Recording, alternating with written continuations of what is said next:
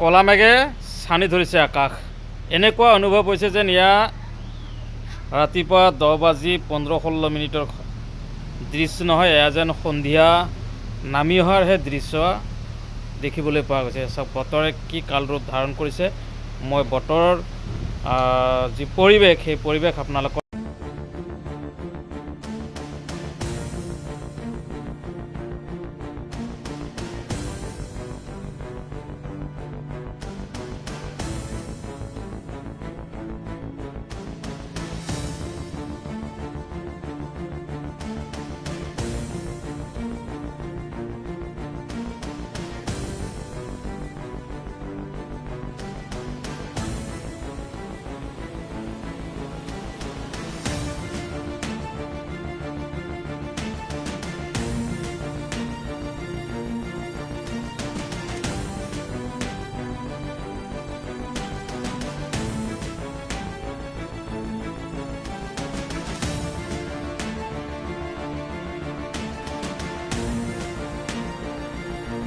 এয়া হৈছে গোৱালপাৰা জিলাৰ উত্তৰ আৰক্ষী থানাৰ অন্তৰ্গত পদুপাৰাৰ পৰিৱেশ।